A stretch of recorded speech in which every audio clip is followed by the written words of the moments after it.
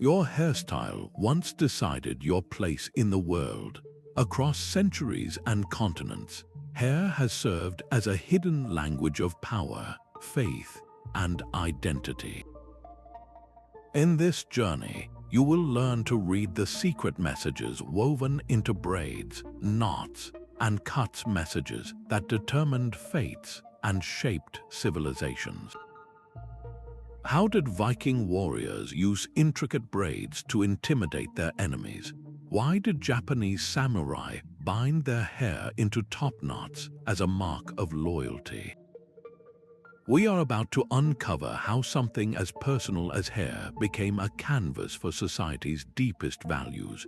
What story do you think your own hair might tell? Long before empires rose, humanity was already speaking with hair.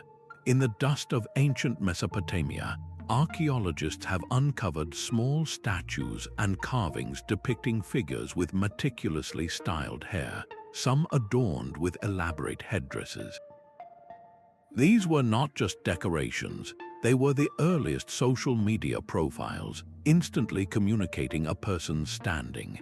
A high priestess would be shown with her hair entirely covered, a sign of her sacred, set-apart status, while a common laborer might be depicted with simple, cropped hair for practicality. This visual language extended to the divine realm.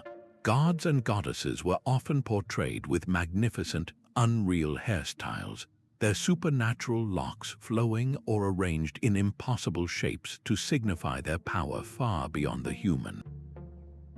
In these first cities, your haircut was your resume, your family crest, and your religious affiliation all rolled into one.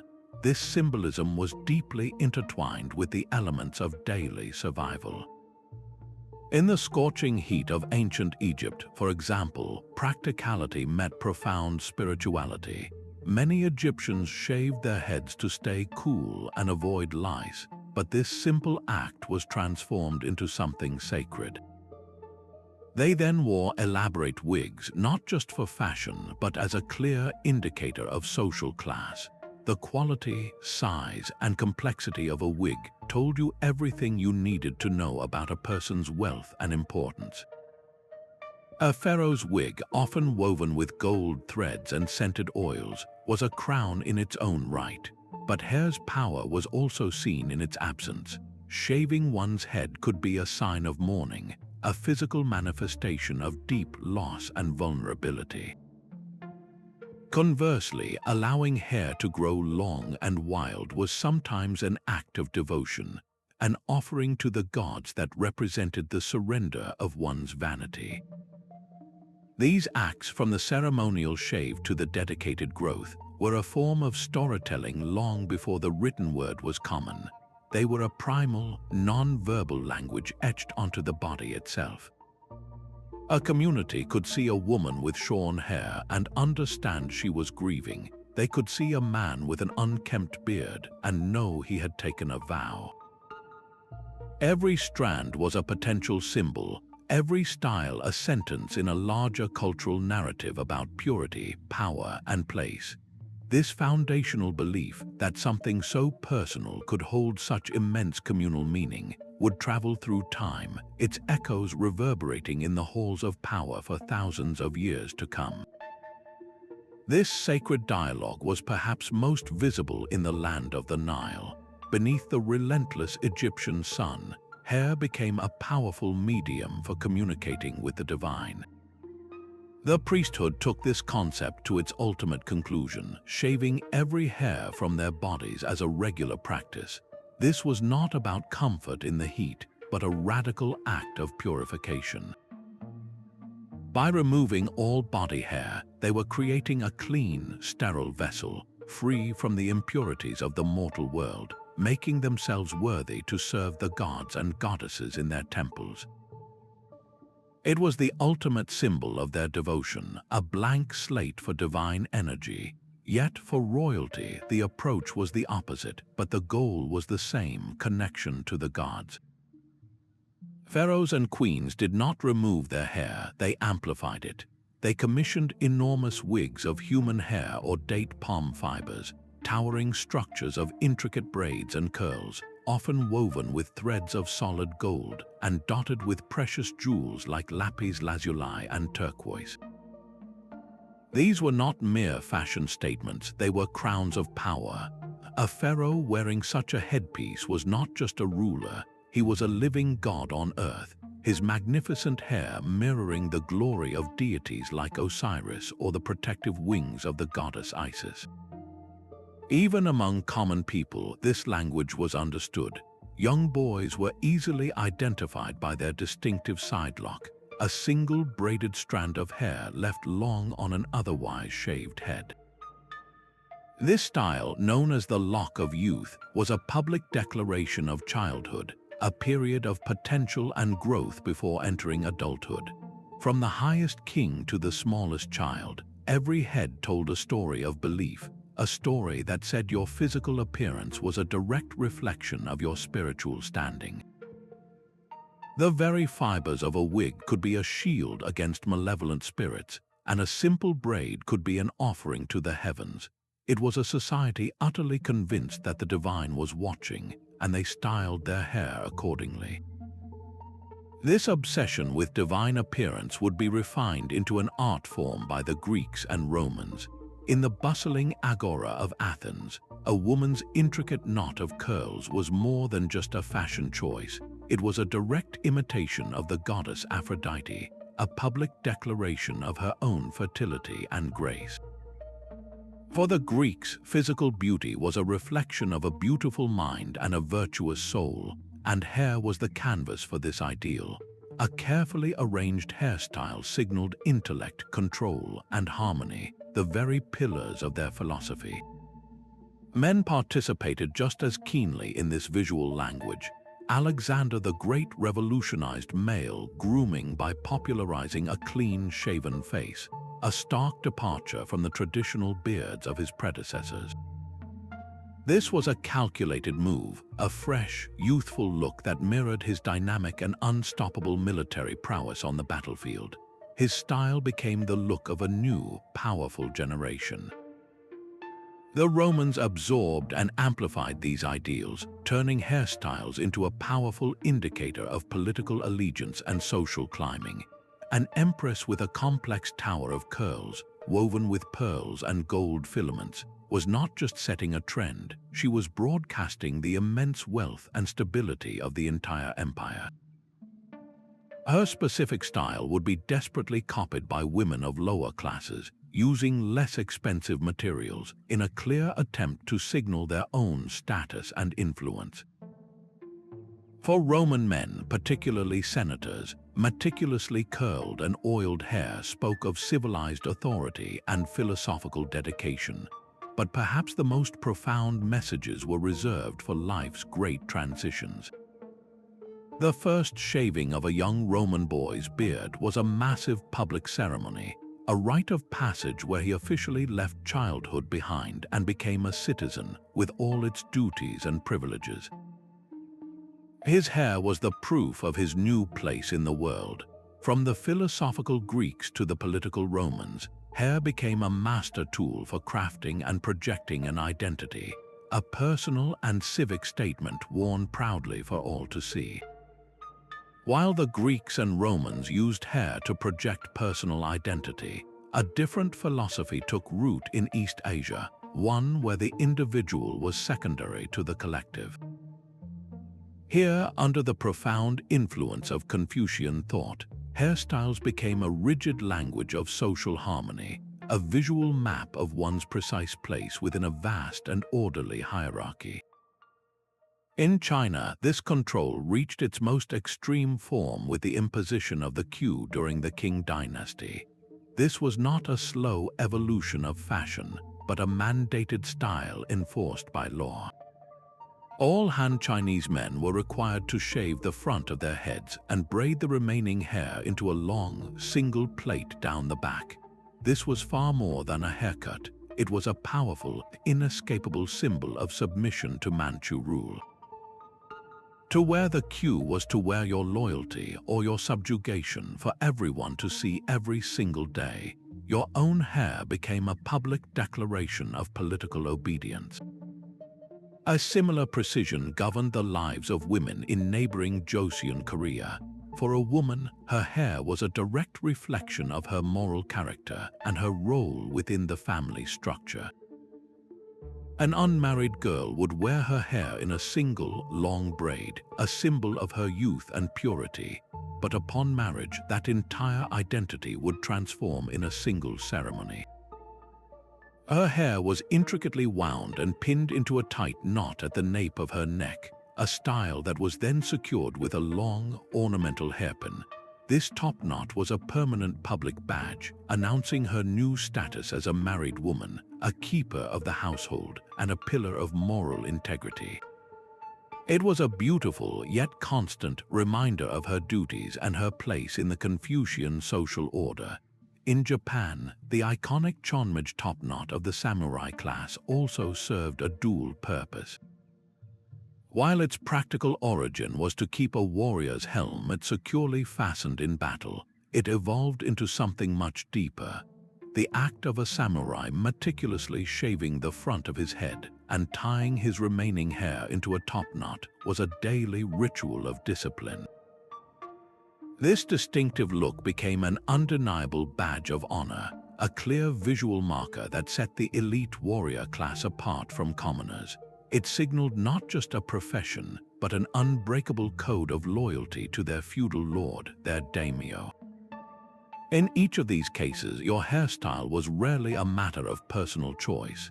It was dictated by sumptuary laws, strict regulations that controlled what you could wear, own, and even how you could cut your hair based on your social rank. To deviate from the prescribed style was not just a fashion faux pas, it was an act of social rebellion, a rejection of the entire cultural value system built on discipline, respect, and unwavering order. Your head was literally the billboard for the state's ideals. This profound connection between hair and the soul was never a matter of state control in indigenous cultures. For them, hair was a living tapestry, its threads woven from spirituality, community, and the very earth itself. Among the Lakota and other Native American nations, hair was understood as an extension of one's thoughts and a sacred connection to nature. The act of braiding was deeply symbolic. A single braid represented oneness with the flow of life, while two braids could signify the dual paths of physical and spiritual harmony. For warriors, hair was a conduit for power and protection. Adorning their hair with feathers was not merely decoration, it was a solemn request, an invocation for the speed, courage, and vision of the eagle to guide them in battle. Each feather was earned, a story of honor and respect worn close to the mind. This was a language where every strand held meaning, every adornment a prayer. Across the ocean, the Himba people of Namibia continue this ancient practice of storytelling through hair. Their intricate hairstyles, often coated with a mixture of red ochre, butter, and herbs, are living maps of identity. A young girl's hairstyle will change as she grows, signaling her transition into womanhood. For married women, the style is a crown, a public declaration of their status. Patterns and ornaments used can tell you a person's age, their marital status, and even their village of origin. This knowledge is not learned from a book, but passed down through generations in communal hair styling rituals. These moments are not about vanity, they are the glue of the community where stories are shared, bonds are strengthened, and elders impart wisdom to the young. In these traditions, your hair is never just your own. It is a gift from your ancestors, a reflection of your place within the community, and a constant dialogue with the natural world that sustains you. It is a heritage worn openly, a beautiful, complex code that anyone within the culture could instantly read and understand. The heavy wool of a nun's wimple did more than just cover her hair, it silenced a potential instrument of sin. In the deeply religious world of medieval Europe, the human body was viewed with suspicion. and a woman's hair was considered a dangerous distraction, a vanity that could lead men astray. For a married woman, covering her hair with veils, wimples, and hoods was a non-negotiable requirement, a public sign of her modesty and submission to her husband. To leave it uncovered was to invite scandal and accusations of immorality. This was a society where your hairstyle, or lack of one, was a direct measure of your devotion. Men of the church took this to its logical extreme. Monks submitted to the tonsure, a ritualistic shaving of the crown of the head, leaving only a ring of hair. This bizarre haircut was a powerful symbol, a deliberate act of self-degradation. By making themselves physically unattractive, they were sacrificing their vanity, humbling themselves completely before God. The shape of the shaved crown even became a point of contention, with the Roman style differing from the Celtic, a small detail that spoke volumes about theological divides. Yet, outside the monastery walls, a completely different language of hair was flourishing within the feudal court. While pious women covered their heads, noble women pushed the boundaries of fashion with tall, pointed hennins draped with transparent veils, a daring display of wealth that still technically obeyed the letter of the law. For knights and nobles, long, carefully curled hair was the mark of a romantic hero, a symbol of courtly love and martial valor celebrated in epic poems. Their flowing locks were the opposite of monastic denial. They were a celebration of worldly power and aristocratic privilege. Royalty took this display to its zenith.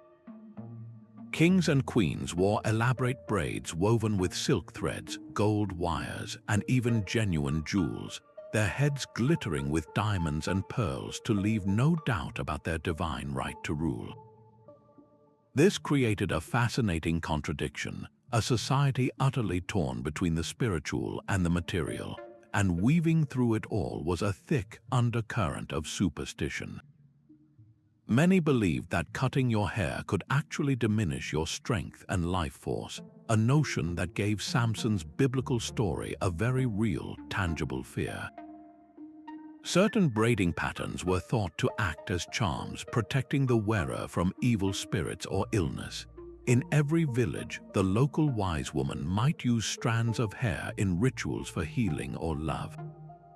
So, on one street you might see a shaved monk praying for humility, while on another, a knight grew his hair long for strength, and a queen braided hers with rubies for power.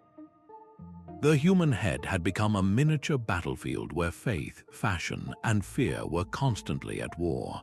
But even the strictest religious codes could not suppress the human desire for self-expression forever. A new wind began to blow through Europe, carrying the scent of old parchment and fresh paint. The Renaissance was not merely a rebirth of art and science, it was a fundamental shift in how people saw themselves in the universe. And this new sense of individuality was worn proudly on their heads. People began to look back to the statues of ancient Greece and Rome for inspiration, seeing in those classical curls a model of human potential and beauty. In the bustling courts of Florence and Paris, women plucked their hairlines to achieve the high, domed foreheads seen in Roman sculptures, a striking look that framed their faces like a living work of art. Their hair was then woven into impossibly complex braids, often interlaced with pearls and ribbons, a direct emulation of the goddesses and noblewomen depicted on ancient vases. This was no longer about hiding oneself, but about crafting a personal masterpiece. Men, too, embraced this classical revival. They let their hair grow longer and allowed their beards to fill out, a deliberate rejection of the clean-shaven monastic ideal. A full beard was no longer a sign of sloth, but a badge of wisdom and creative genius, a conscious effort to look the part of a great philosopher like Plato or a visionary artist like Leonardo da Vinci. Your appearance was now a direct reflection of your inner intellect. This new freedom also opened the door for subtle dissent. At the French court, A courtier might adopt a slightly more extravagant style than the king, a dangerous but calculated gamble that signaled independent wealth and influence. A noblewoman could weave a specific color of ribbon into her hair to silently show her support for a particular political faction, turning her head into a whisper of rebellion against the prevailing power. For the first time in centuries, hair became a form of self-portraiture, a way to paint your own intellect, your allegiances, and your aspirations for all to see. It was a silent declaration that the individual mind and its unique expression finally mattered. This celebration of individuality would soon be weaponized against others. As European empires expanded their reach across the globe, they carried with them a rigid set of beliefs about civilization, and hair was on the front line of this cultural assault.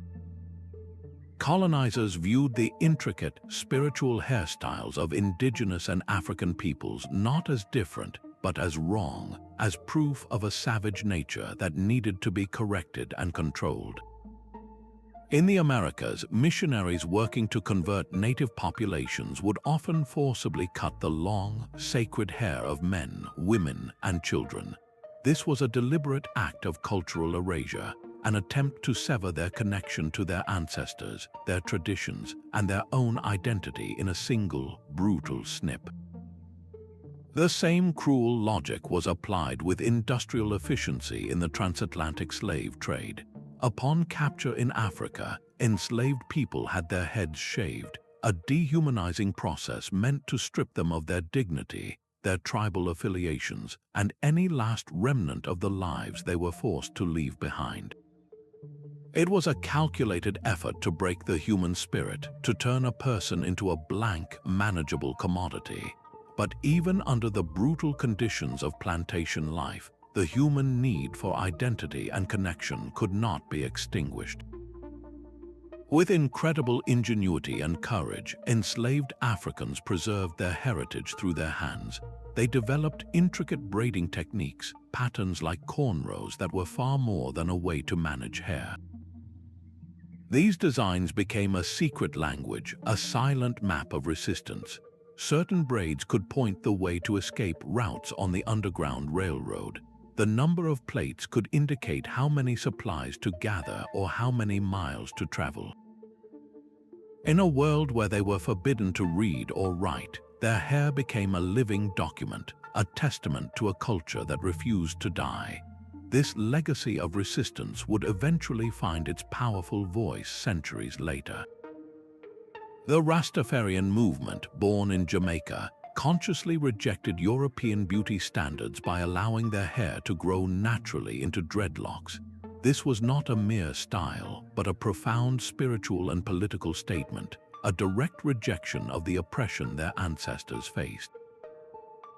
Their locks, inspired by biblical vows and the Lion of Judah, became a crown of natural pride, a symbol of their unbreakable link to Africa and their fierce demand for liberation. In every strand of this history, we see the same pattern, a brutal attempt to control through hair met with an unstoppable, creative resilience. The head became a battlefield and the hairstyle a flag of defiance. A single lock of hair sealed inside a glass locket held the weight of an entire era's grief. The Victorian period sharpened the symbolism of hair into a fine, almost obsessive point, turning every strand into a messenger of morality, memory, and social standing. For a woman, her hair was her most public virtue. Young, unmarried girls were permitted to wear their hair down, a symbol of their innocence and availability. But the moment she married, that freedom vanished. Her hair was pinned up, tightly bound and confined, a clear visual signal to the world that she was now a respectable, mature matron, her wilder days firmly behind her. This was a society governed by strict, unspoken codes, and your hairstyle was your most honest resume, but the deepest language of hair was reserved for mourning. Death was a constant companion in the 19th century, and grief required a formal uniform. Jet black jewelry, often carved from the same mineral, was common, but the most intimate keepsakes were made from hair itself. Loved ones would carefully weave the hair of the deceased into intricate, floral patterns for brooches, bracelets, and necklaces. This was more than sentimentality. It was a way to keep a physical piece of the departed close, a tangible connection in an age before photography was widespread. A woman might even commission a whole piece of art, a wreath or a shadow box, woven from the hair of every member of her family, creating a literal family tree of intertwined locks. Yet, even as tradition held strong, the gears of modernity were beginning to turn. The Industrial Revolution brought new technology into the home and the salon. The invention of the Marcel curling iron in 1872 was a quiet revolution. For the first time, middle-class women could achieve the elaborate, heated waves and curls previously reserved for the aristocracy who had hours to spend with their stylist. This new tool democratized style, allowing social aspirations to be literally worn on one's head. A shopkeeper's wife could now emulate the latest trends from Parisian fashion plates, her curled hair a signal of her family's rising status and comfort. The Victorian head was therefore a fascinating contradiction, a space where deep tradition wrestled with newfound modernity, where a woman could wear a bracelet of hair from her dead child while styling her own locks with the latest modern iron. Every style was a personal archive, a complex record of love, loss, and the relentless desire to climb just one rung higher on the social ladder. The rigid coils of Victorian hairpins finally began to loosen. As the 20th century dawned, a new generation of women was ready to literally cut the ties that bound them, and their weapon of choice was a pair of scissors. The bob haircut was a thunderclap of social rebellion, when a young woman sheared off her long, socially mandated locks into a short, chin-length style. It was far more than a fashion statement. It was a declaration of bodily autonomy, a rejection of the hours spent maintaining cumbersome long hair, and a bold signal that she was entering public life. Flappers with their sleek bobs, cloche hats, and defiant attitudes used this new silhouette to embody a spirit of freedom, dancing to jazz rhythms that seemed to pulse with the promise of a new, modern era. Their hair said they were not property but people. At the very same time, another group of women was using their hair to fight a different but equally crucial battle. Suffragettes championing the right to vote consciously adopted neat, practical, and controlled hairstyles. They understood the power of perception. In an era that dismissed women as too emotional for politics, they used their appearance to project an image of unwavering capability, seriousness, and rationality. Their perfectly pinned hair was a strategic uniform, designed to win the argument through a visual language of competence that their opponents could not easily dismiss. While these revolutions in gender were unfolding, a parallel cultural reclamation was happening in the neighborhoods of Harlem. The Harlem Renaissance was a brilliant explosion of black art, music, and literature, and with it came a powerful celebration of natural hair. In the face of pervasive racism and pressure to conform to Eurocentric beauty standards, figures like Josephine Baker embraced their natural texture with stunning styles that radiated confidence and pride. This was not just about aesthetics, it was an act of cultural defiance, a way to proclaim that black was beautiful on its own terms, without needing to emulate or appeal to a white world. A single haircut could now carry the weight of a political manifesto, a gender revolution, and a cry for racial equality. The human head had become the most potent billboard for change, proving that the most personal choices could indeed be the most powerfully political. A neatly pressed suit and a carefully greased pompadour were a uniform of quiet rebellion. In the post-war years, young men used this slicked-back style, born from working-class grit, to push back against the clean-cut conformity of their parents' generation. It was a subtle but unmistakable signal of a new, restless energy simmering beneath the surface of suburban life.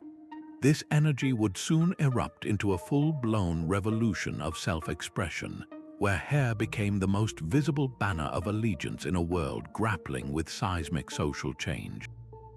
For the hippie movement, long, unkempt hair was a deliberate rejection of everything the establishment stood for.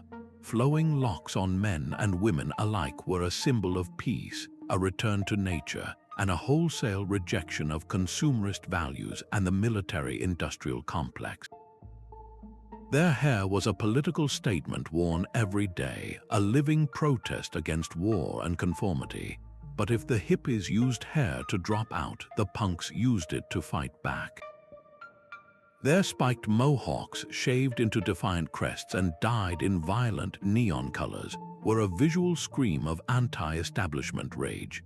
Every sharp point was a middle finger to polite society, a declaration that the system was broken and they wanted no part of it. Perhaps the most powerful and transformative statement, however, came from the Black Power movement. The afro was not merely a style, it was a radical act of reclamation. By embracing their natural texture and allowing their hair to grow into a magnificent, unprocessed halo, Black men and women were defiantly rejecting centuries of enforced Eurocentric beauty standards. This was a celebration of heritage, a proclamation that black was beautiful, and a demand for civil rights that was literally worn on their heads. In boardrooms and on streets, a natural afro became an undeniable declaration of pride and power. Each of these subcultures understood that a hairstyle could be a powerful mobilizing force, a way to instantly recognize an ally and build a community of shared belief. Your hair told the world exactly where you stood without you ever having to say a word. It was a map of your politics, your passions, and your deepest rebellions. A world of infinite style was suddenly at your fingertips. The late 20th century dissolved borders, not just for trade and travel, but for hair.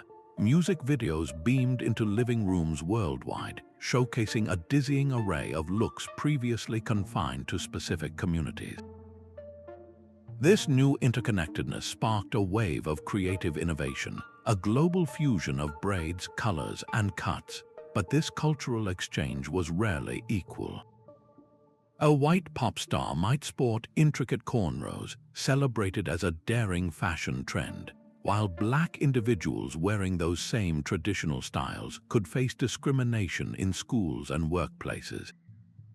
This painful contradiction was cultural appropriation in its rawest form, the adoption of a style stripped of its history, its spiritual significance, and the struggles of the people who created it. Dreadlocks, deeply sacred to Rastafarians and worn for centuries across Africa, were suddenly rebranded as a grunge aesthetic, their profound meaning lost in translation. The beauty industry was quick to capitalize on these trends, but its products often reinforced a narrow ideal. Shelves were stocked with chemical relaxers and hot combs, tools designed to straighten and silken, implicitly promoting a Eurocentric standard of beauty that countless people felt pressured to meet.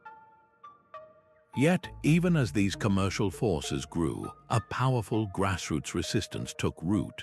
Communities began pushing back, demanding acknowledgement and respect for the cultural origins of these styles. They argued that a hairstyle was never just a hairstyle, it was a story, and that story deserved to be told. Alongside this tension, a new phenomenon emerged, the celebrity hair icon. Superstars like Madonna did not just wear a hairstyle, she weaponized it. Each new album cycle brought a radical reinvention, from the wild, untamed curls of her early career to the sleek, platinum blonde ambition of her Material Girl phase.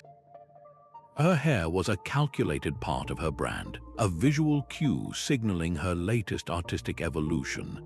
Prince performed a similar alchemy, his magnificent, flowing curls and perfectly sculpted mustache becoming an integral part of his androgynous, mystical persona. For them, hair was the ultimate tool of self-invention, a way to control their image in a rapidly expanding media landscape. This era left us with a complex legacy, a reminder that while globalization can inspire beautiful hybrids, it can also dilute and erase, turning sacred traditions into fleeting trends for consumption. A single strand of hair can become a sacred offering. Across the world's great faith traditions, this most personal feature is transformed into a powerful conduit for devotion, a physical anchor for the soul's deepest commitments. In Sikhism, the practice of kesh, of leaving one's hair completely uncut, is a foundational article of faith. It is not about a style, but about accepting the human form exactly as God created it. The uncut hair, which is then carefully wrapped and protected in a turban, becomes a crown of responsibility, a constant, living reminder of the duty to uphold justice, equality, and the divine will in every action. It is a vow worn on the body. This same principle of modesty and devotion finds a different expression in Orthodox Judaism, where married women cover their hair with scarves, hats, or wigs. This act is a deeply personal one, a way of reserving a part of oneself solely for one's spouse and family, turning a public symbol into a private sanctuary of faith. The covering is not about hiding, but about cherishing and protecting the intimate bonds of marriage. In the quiet of a Buddhist monastery, the act is one of radical release. The ceremonial shaving of a monk's head is a powerful, physical renunciation of vanity and worldly attachment. With each pass of the razor, they let go of the ego, of the self that is preoccupied with appearance and social status. The shaved head is a uniform of humility, a blank slate that signifies their commitment to a life of simplicity, mindfulness, and compassion. It is a declaration that true identity lies not in how one looks, but in how one lives. And in the bustling temple complexes of South India, another kind of offering is made. Devotees of all walks of life partake in a practice known as tonsuring, the complete shaving of the head. They offer their hair to the deity as a supreme act of surrender, a symbolic sacrifice of their pride and ego. The piles of shorn hair are not discarded, but are treated as a sacred gift, a physical testament to their devotion. In each of these profound traditions, the body itself becomes a temple, and the hair becomes a ritual object, a daily, tangible reminder of a promise made to something far greater than oneself. The rigid binary of long for women and short for men is a surprisingly modern cage. For much of history, the rules were far more fluid and dictated by class and profession rather than gender alone. In 18th century Europe, elite men wore lavish, powdered wigs with long, flowing curls, a symbol of their aristocratic status that would be considered intensely feminine by today's standards. Their natural hair was often just as long, tied back with ribbons. The enforcement of short hair for men and long hair for women as an unbreakable rule only truly solidified with the rise of the Victorian middle class, becoming a quick visual shorthand for proper, respectable behavior. This made any deviation not just a fashion choice, but a direct challenge to the social order itself. The 20th century saw those first cracks appear. The flapper's bob was a thunderclap of female rebellion, but it was artists like David Bowie who truly shattered the mold. With his fiery red mullet and otherworldly makeup, Bowie crafted a persona, Ziggy Stardust, that was deliberately and beautifully androgynous. His hair was a work of art that asked a radical question: why must we choose? He used his appearance to blur the lines completely, creating a new space for identity that was not defined by traditional masculinity or femininity. This opened the door for countless others to explore self-expression beyond the binary. Today, that exploration has blossomed into a powerful movement. For many in the non-binary and transgender communities, a haircut is one of the most potent tools for asserting their true identity. The act of cutting off long hair can be a transformative rite of passage, a literal shedding of a former self that never fit. Conversely, growing hair long can be an equally powerful affirmation. It is a deeply personal reclamation of the body, a way to make the external self finally align with the internal spirit. This is about far more than aesthetics, it is about autonomy. In a world that still often insists on categorizing everyone into one of two boxes, choosing a hairstyle that exists outside that system is a quiet but profound act of defiance. It confronts deep-seated cultural assumptions every single day simply by existing. A fade, an undercut, a buzz cut, or flowing waves, these are no longer read as simple signals of male or female. They have become a complex personal language of self, a declaration that identity is not a simple choice between two options, but a vast and beautiful spectrum. A towering wig powdered with expensive flour was a walking bank statement. In the opulent courts of 18th century Europe, these elaborate white masterpieces were more than just fashion, they were a fortress of privilege. The sheer cost of maintaining such a look was astronomical, requiring a team of servants, buckets of imported starch, and hours of tedious labor each day. This was a style designed to be impossible for anyone who actually had to work for a living. It screamed that its wearer was so wealthy, so removed from manual labor, that they could afford to be completely impractical. Their hair was a physical barrier, a declaration that they existed in a different world. For the working class, the equation was brutally simple. Short, functional haircuts were a necessity. Long, flowing locks or intricate braids were a dangerous liability for a blacksmith, a farmer, or a scullery maid, something that could easily be caught in machinery or attract vermin. Their hair was a tool for survival, not a canvas for displaying wealth. This economic divide was meticulously enforced by sumptuary laws, which legally dictated what people of different social classes could wear, down to the specific fabrics and even the styles of their hair. A merchant's wife could be fined for daring to imitate the hairstyle of a duchess. Your head was literally your tax bracket.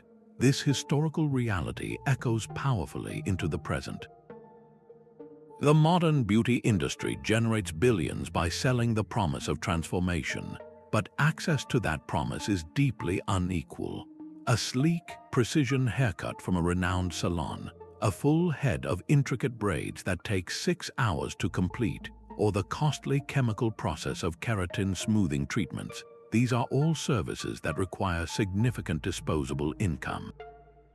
For those without it, hair can become a source of anxiety, a visible marker of being unable to meet a societal standard that is often financially out of reach. The very notion of professional beauty is frequently built around styles that demand constant and expensive upkeep, quietly privileging those who can afford it. Yet, in a powerful twist, communities have often turned this system on its head. The rise of the barbershop as a cultural hub in Black communities, for instance, was not just about a haircut. It was about creating a space of autonomy and artistry where a distinct, celebrated aesthetic could flourish, one that was not defined by outside standards but by its own cultural value and precision. This ongoing tension reveals a simple, enduring truth, that the story of hair is inextricably woven with the story of money, power, and who gets to decide what beauty looks like. We have explored the grand stages of empires and revolutions, but the most profound theater for hair's symbolism is the private one inside our own minds. A bad hair day is a universal feeling for a reason, a small but real dip in our confidence that reveals a deep psychological truth. Our hair is not just a social signal, it is a core component of our self-image, a personal mirror we look into every single day. Scientific studies have shown that changing one's hairstyle is a common and powerful response to significant life events. After a breakup, a career change, or a personal loss, a trip to the salon is more than a makeover. It is a ritual of renewal. The act of cutting away the old length is a physical manifestation of letting go, while a bold new color can feel like stepping into a bolder version of oneself. This is why the loss of hair can be so psychologically devastating. For individuals undergoing chemotherapy or living with conditions like alopecia, the experience is far more than cosmetic. It can feel like a violent theft of identity, a forced unmasking that triggers grief, anxiety, and a profound crisis of self. Their reflection no longer matches their internal sense of who they are. This intimate connection is why the simple act of a friend shaving their head in solidarity can carry such immense emotional power. It is an act of psychological empathy, a sharing of the burden. Our hair is a unique part of our body, constantly growing and capable of dramatic change, yet it feels fundamentally attached to our very soul. We style it, we hide it, we celebrate it, we mourn its loss, all because it serves as a personal barometer for how we feel about ourselves on any given day. This deep, individual psychological weight is the final layer, the reason why a simple braid or a shaved head has never been just a style, but a story written in the most personal language of all. A sharpened obsidian blade could shave a priest's head with ritual precision, but it took a simple steel invention to put that power into every home. The story of hair is not just one of ideas, but of objects, of the ingenious tools that turned personal expression from a privilege of the elite into a possibility for the masses. The first combs were carved from bone or wood, untangling knots and laying the foundation for every braid and style that followed. They were personal, precious objects, often buried with their owners for the afterlife. For centuries, the tools changed little, keeping elaborate hairstyles locked in the domain of the wealthy who could afford the time and the servants required to create them.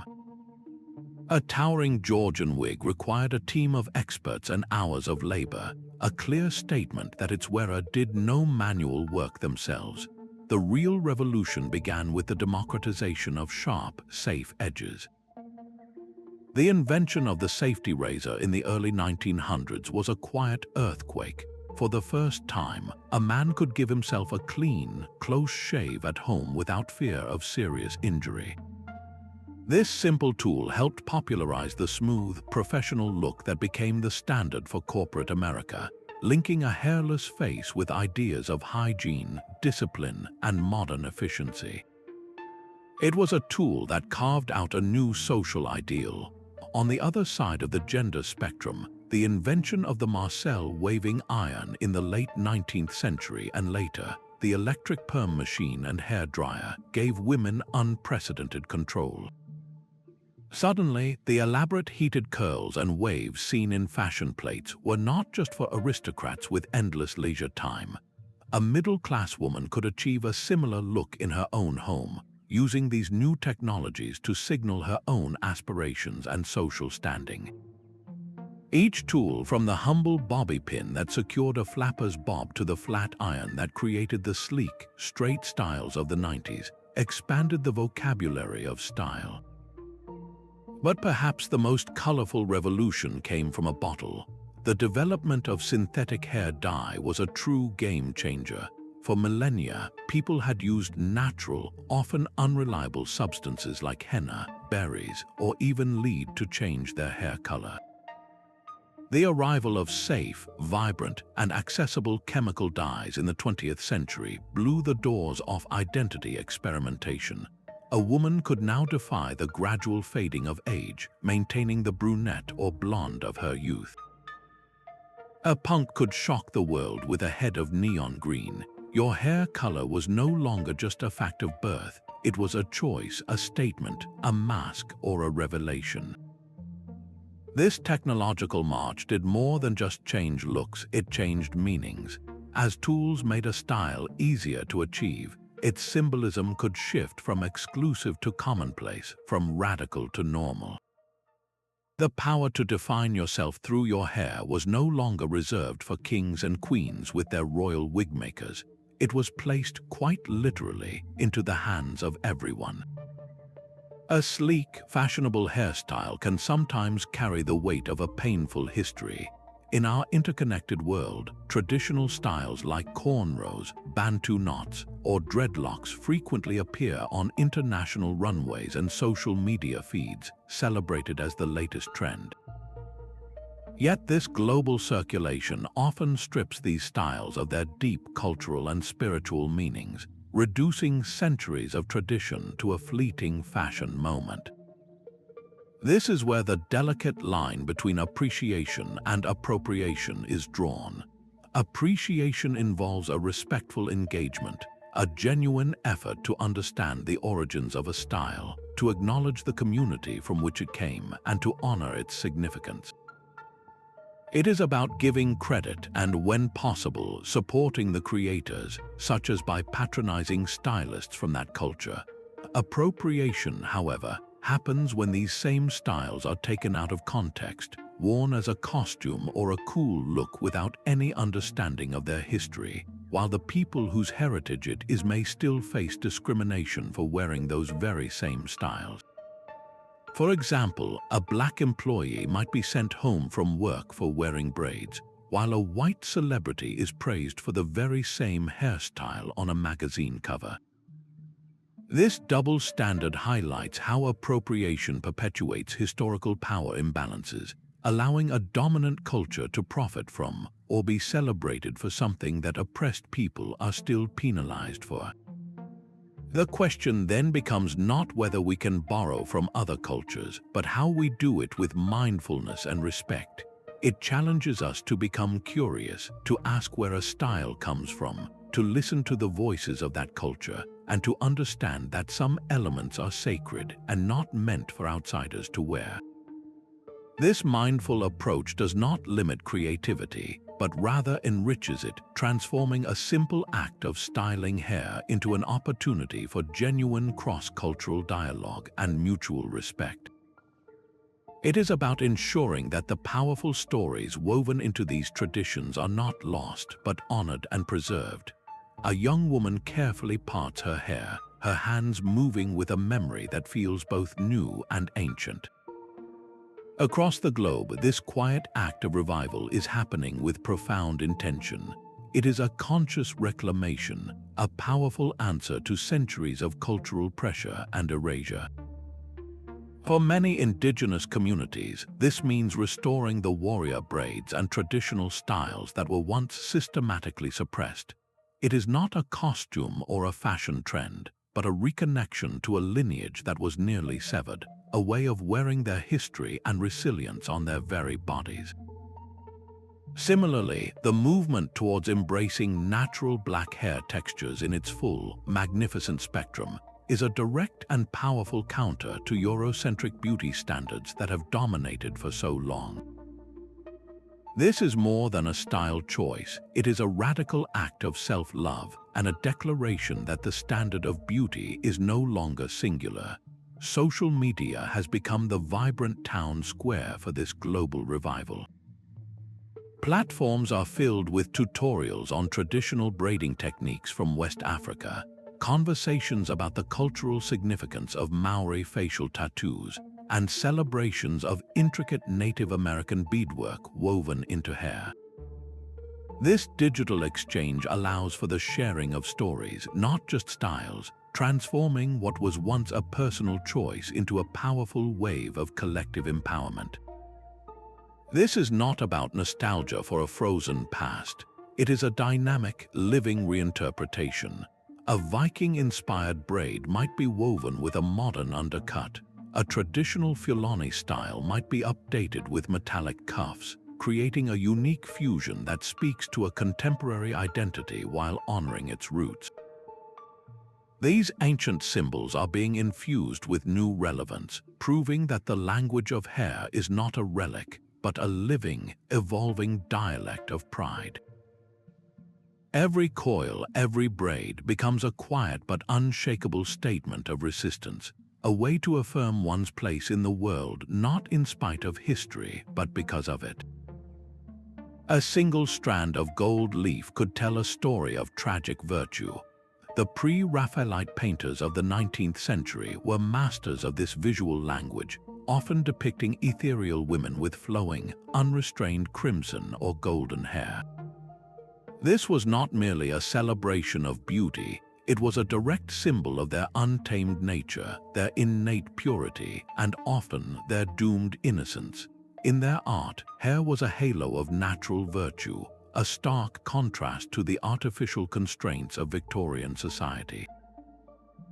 But where one artist saw purity, another saw power. The writer Nathaniel Hawthorne, in his seminal novel The Scarlet Letter, used hair as a powerful marker of transformation and rebellion. His protagonist, Hester Prynne, is first described with hair that is long, dark, and hidden beneath her cap, a reflection of her forced conformity and shame. But as she grows into her own strength and defies the community that ostracized her, she defiantly lets her magnificent hair flow free. That single act within the pages of the book is a thunderous declaration of her reclaimed identity. It is her hair, not just the embroidered letter, that becomes her true badge of defiance. This tradition of using hair as a narrative shortcut extends powerfully into modern cinema. In the 1969 film Easy Rider, the long, untamed hair of the two bikers, Wyatt and Billy, is their flag of freedom. It visually sets them apart from the clean-cut, square-jawed Americans who represent the establishment they are rejecting. Their journey across America is a journey of the outsider, and their hair is the most immediate sign of that otherness. Decades later, the blockbuster Black Panther used hair with incredible cultural specificity to build its world and its characters. The warriors of the Dora Milaje, with their sculpted, patterned scalps, visually communicate their discipline, unity, and strength. Their shorn heads are a badge of honor and dedication. In contrast, Nakia's braids and T'Challa's own natural hairstyle connect them to a wider African diaspora, grounding their futuristic world in a rich, historical reality. For a writer or a filmmaker, a character's hairstyle is a tool of incredible efficiency. A quick snip of the scissors on screen can signal a loss of innocence, a moment of trauma, or a radical rebirth. A character letting their hair down can signify a release from oppression, while tying it up tightly can show a new focus or restraint. These artistic choices prove that hair is one of our most enduring and universal symbols, a visual shorthand that an artist can use to tell us everything about a character's soul without them ever having to speak a word. Your digital avatar can wear a neon mohawk without a single strand of your real hair ever being touched. We are entering a new frontier where the ancient language of hair is being translated into ones and zeros. In the sprawling metaverses and digital worlds taking shape, the constraints of biology and physics vanish. Your virtual self can shift identities in an instant, sporting liquid silver hair that flows like water one day and a geometric, light-pulsing sculpture the next. This is self-expression unleashed, where the only limit is the imagination. These digital hairstyles are not meaningless decorations. They are powerful new tools for crafting identity, allowing people to explore facets of themselves they might be hesitant to reveal in the physical world. Yet even in this limitless space, the old symbols persist. A user might give their avatar long, Viking-style braids to signal strength, or a sleek, corporate bob to project authority, proving that our deepest cultural associations with hair travel with us, even into the virtual unknown. This fusion of technology and tradition is not confined to screens. The rise of biometric accessories is bringing function directly into our hairstyles. Imagine a hair clip that does more than just hold your hair in place. It could subtly monitor your stress levels throughout the day, changing color to remind you to take a calming breath.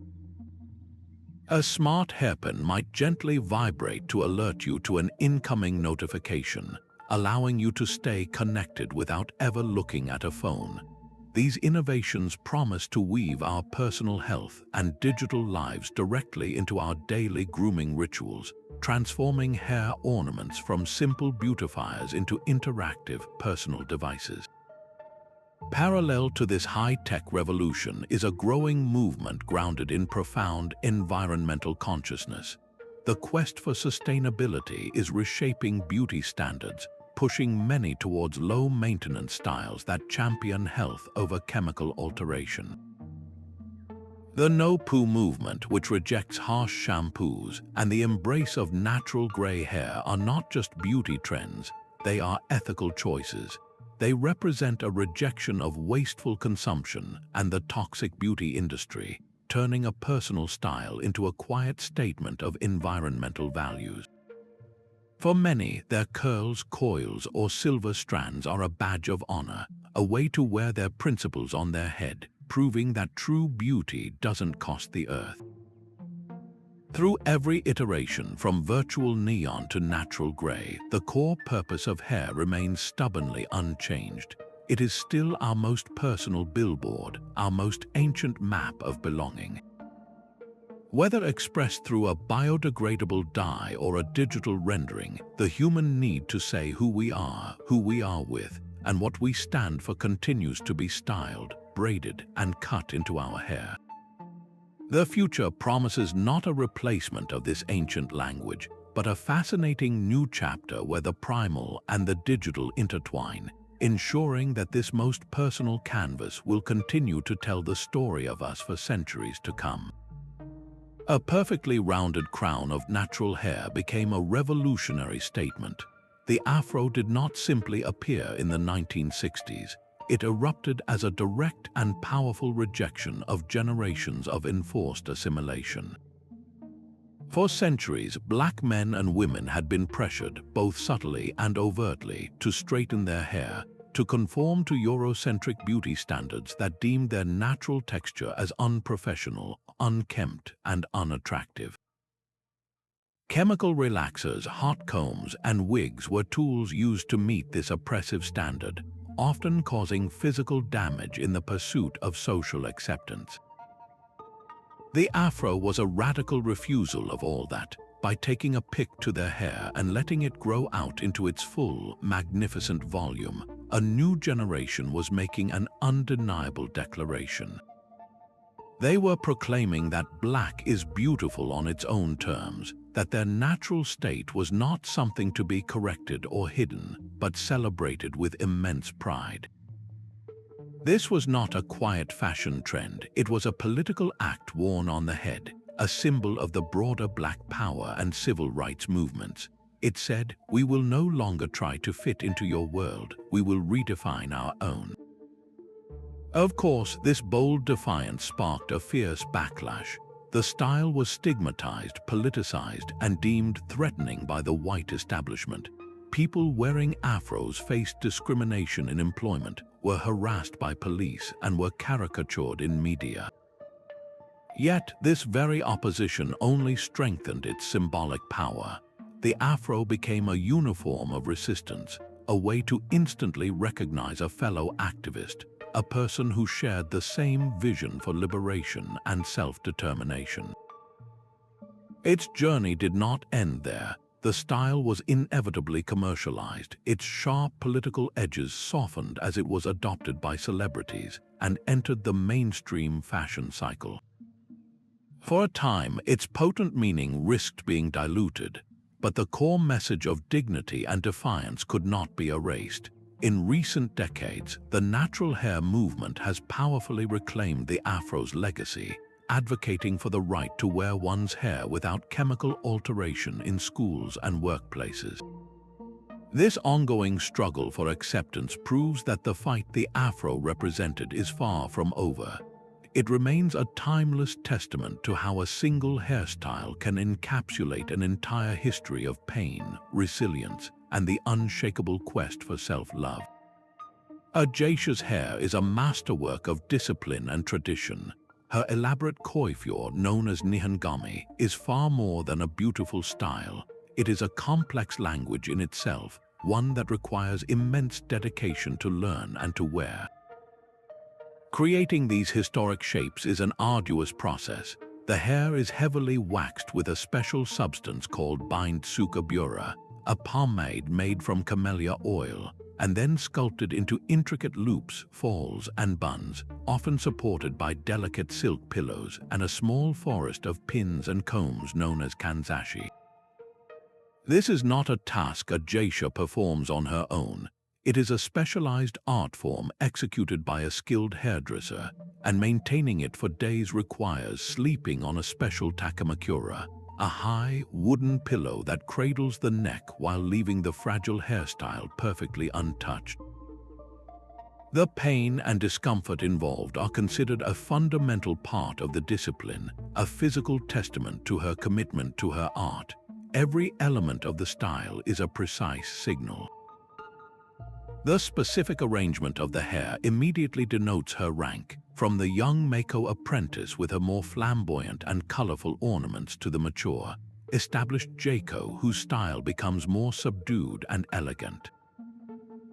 The ornaments themselves are seasonal, with cherry blossom motifs in spring and maple leaves in autumn, connecting her beauty directly to the fleeting, ephemeral nature of the world around her. This entire practice is a living performance of mono no aware, the poignant awareness of the impermanence of all things. The hairstyle is temporary, it is difficult to maintain, and it will eventually be taken down, but its exquisite, fleeting perfection is the entire point.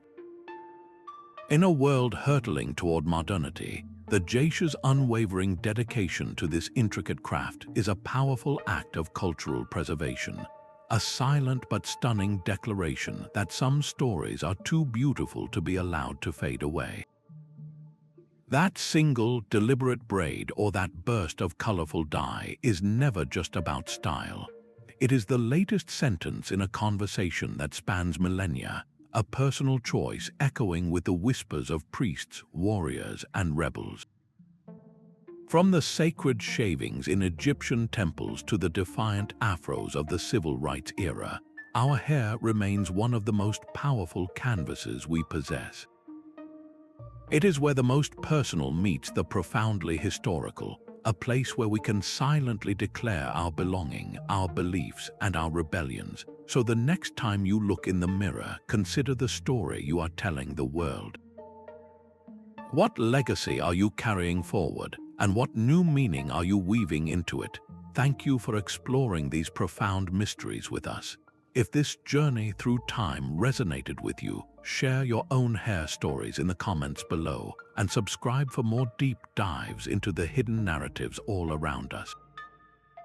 Remember, history is not just in books, it is on our heads waiting to be understood.